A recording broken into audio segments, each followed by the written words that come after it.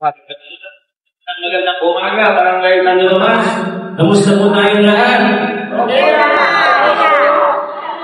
Oo, maraming salamat po sa inyo at nayamunin po natin na ngayon tayo sa loob. Magkaroon na po na rin ceremony, kasi baka biglang umulan. Kaya sabi ni Mohamad kanina, baka din tayo makaharap sa daan.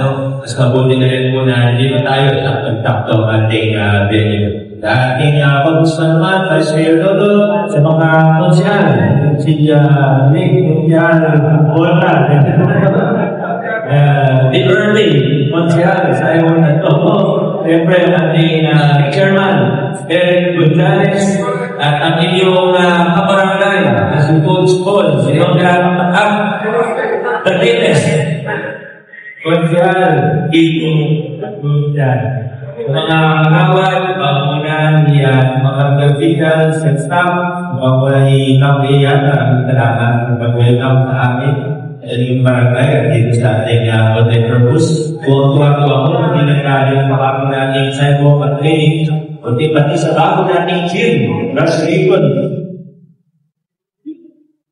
Oo, hindi na natin nagagamit talaga ng tama ang ating pondo at financially na barangay. Nagagaman po natin, kada taon, ang ating city government para mapabilis ang mga servisyo, mga maliliit, hindi na request sa city government, ang palaang lungsod, ay ginagawa na po natin, mula ng pinahigit 2020, nagibigay tayo ng financially.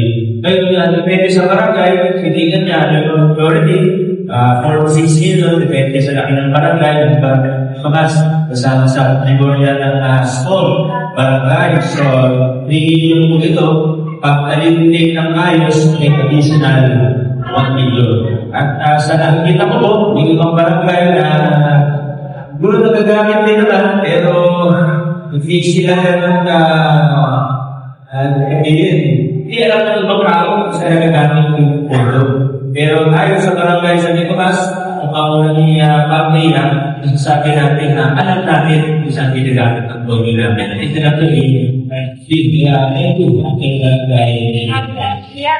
Ngayon naman po, ang ating operation of sidewalk, drainage system, naman po, may nalakot na ay operation. Ito po ay ilang Ines mula Manalo hanggang nila yung nakatahan ito. Nasa 527 meters ito, pero both sides. Total million meters natin, 1 kilometer. Hindi pa. Then sa kakabot nito, alam ko, hindi talaga, hindi talaga ideal yung mga daanan natin, sa pagkena natin, kapag talagang lalo na sa side ito, medyo natin yung masingin ko talaga. Kaya kailangan i-maximize natin kung ano yung meron tayo. At yan yung sila naman natin gawin, kapagulan ng mga proyekto, kagulan nito. Kaya ito po, para sa kaalaman ng lahat, ang contract amount natin dito ay nasa 7.8 million. At sinukat po nyo yan, hindi po, ano talaga yung iwagay nyo, sulit na sulit ang kontrol ng pagkakati sa mga pinapagawa po natin. At pwede naman natin natin, huwag yung papagawin natin sa mga proseso, kaya sigurado tayo yung pinapagawa natin. Pero, Papasalamat rin po ako sa ating mga mamamayan na aktibong tumutulong. Parang nagpisan, Lana, Kagawan, sa ating mga huwa. Dahil na totoo, pati sa pagpapagawa, kailangan talaga ng tulong. Kailangan talaga magtulungan tayo. Pati sa pagmumonitor ng mga pinapagawa natin. At saan na nanggaling yung ito? Galing man yan sa Pasinan, sa lungsod, sa barangay. Pare-pareho naman yung mundo natin eh. Hindi naman po natin kung saan nanggaling po natin eh. Mundo natin ito, rekto natin ito bilang mga mamamayan, bilang mga taxpayers. Dahil ito natin din, natutulungan tayo sa monitoring, pagkakagawa, monitoring at tulungan para sa maintenance at lahat ng iba pa. At ako'y nagtitiwala sana sa barangay Santo Tomas, ganito ang gagawin natin. So, dahil ginawa nyo sa construction, sana hanggang pagkatapos ng construction, ganun pa rin, nagulungan pa rin yung plano. Nagiging malaking bahagi ng construction, mabalikan ko po yung construction pagpapagawa. Dahil malaking bahagi po talaga, malaking bagay na pagpupo ang barangay ay aktibo. Sa ibang lugar, wala, dahil lang nila kung ano yung nangyari, dahil lang kung matapos yung hindi, kung tapos na kaya, kung tamang kalidad, hindi natin kung ano mangyari. Pero kung aktibo, aktibo ang mawag, hindi naman parang maghanap ng mali.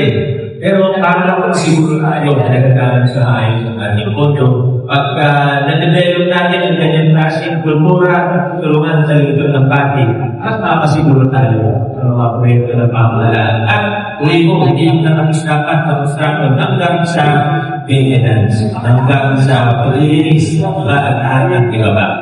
At uli mo, itiwala ng asan at barangay na naman, ganun po ang ginagawa natin. Kaya maraming salamat din sa inyo sa inyong tulong sa iyo natin. Yun lang po ito yung proyekto natin. Alam mo, marami pang ibang request ng ating barangay, yung mga ibang lugar, may pinahihirapan tayo dahil alam naman po,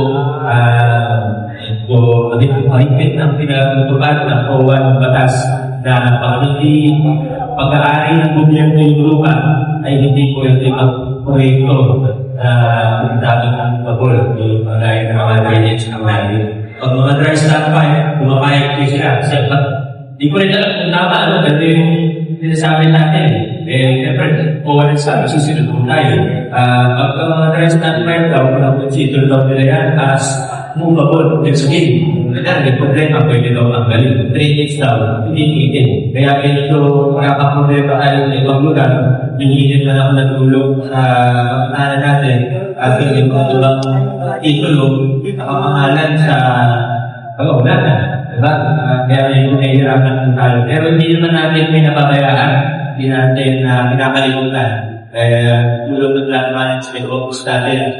Sigurado magagawa natin yan ang solusyon. Kaya primo, kung ito dyan ang kahabaan, dahil ang ready pa tayo, baka maabulan pa tayo ng bulan.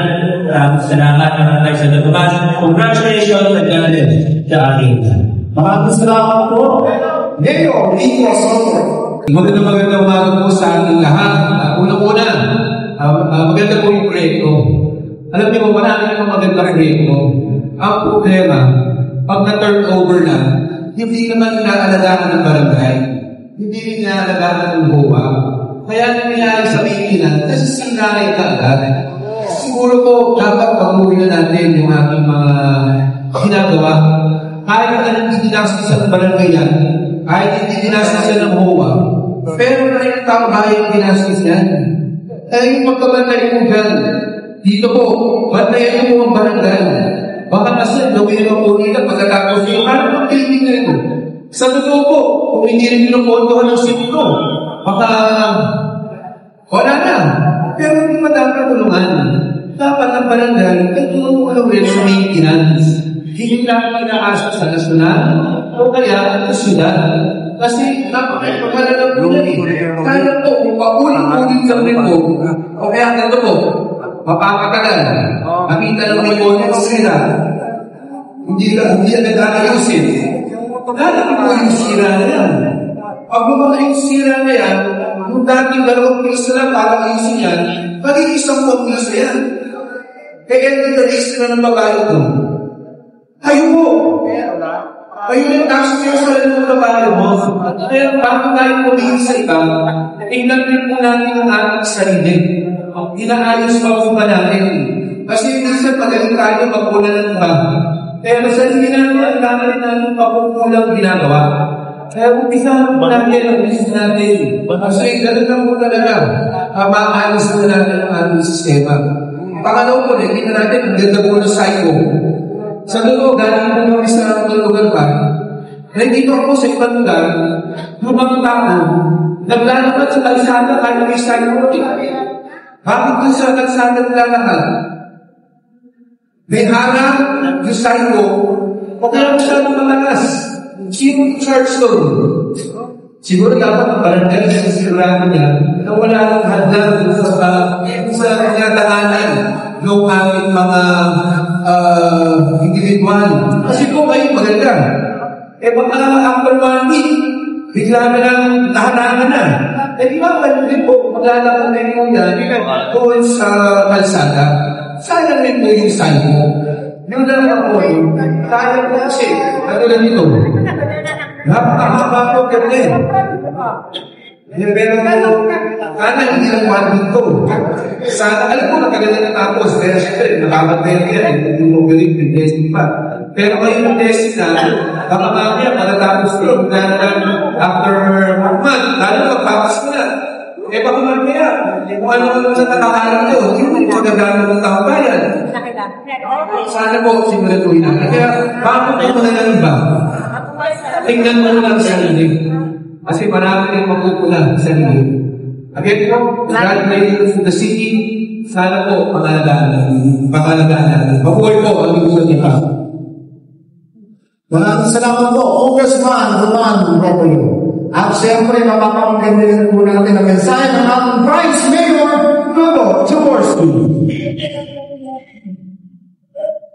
Magandang umaga po, pinagin po.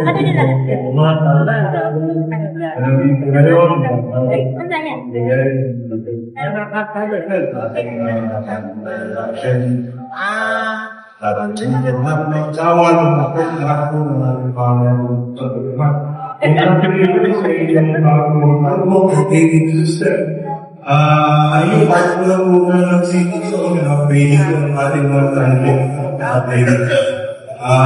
Hindi po ninyo lang naman, marami po pinag-play ng mga tayo natin, talagang ito yung nakatakan, mga taon na.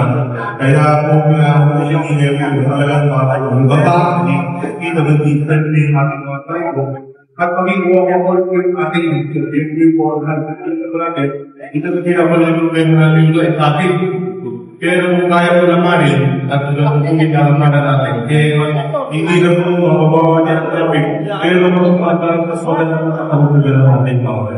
Kaya po yung programa po yun. And of course, yung sa drainage naman po natin, para alam drainage. Pero meron yung makakatakan drainage masukan, okay po yata, alam yung drainage masukan natin, yung mabuhay plano, yung city, para po sa ating mga drainage, mga mana, yung aming mga mga type po ng ating drainage. Pag natapos po ito, yun po magiging maraming plan natin at tutunin para maayos na lang talaga natin yung ating mga drainage. But anyway, yung mga ulit po namin, natin ito, ay pera ng mga hindi pera namin. Makikitug na kami ulit sa ating mga kabayan, makalagaan po natin talaga. Sa ating mga kabataan, ako po hindi tayo makakasama. Manood po ba yung bata pag bumili sila ng edit at talang galit? Kung walang pwede, kung walang siya at tinatawag niya. Diretso ko sa iyo. So bilang mga magulang, bilang mga mamayan, mga asar, mapapagod natin ang ating komunidad. There's no spirit at patalang tayo. Naturuan natin yung ating mga anak. Nakalito yung ang malino kailangan baka pala nilagay na nila ang isip nila na meron sila dapat ambag. Ang ambag na yan ay ubing kaigil. At tayo yung takong basura at nagpara, tayo din mo ang ginagawa. Kaya tayo lang maging sa atin, talagang natin ito, pagkatinin natin kalinisan, at papatin nila natin mga rin, nakit ko, ang ganda naman ng pintiyon, Tumataw ngayon, tumataw sa pinag-iilan. So, sana magamit ng mga taga-barangay sa pumasok yung bagong din para makaayos ang ating lugar. Anyway, congratulations po lahat. Salamat po, Vice Mayor Dodo Jaworski. At siyempre, huwag natin matagalin ang mensahe ng ating puno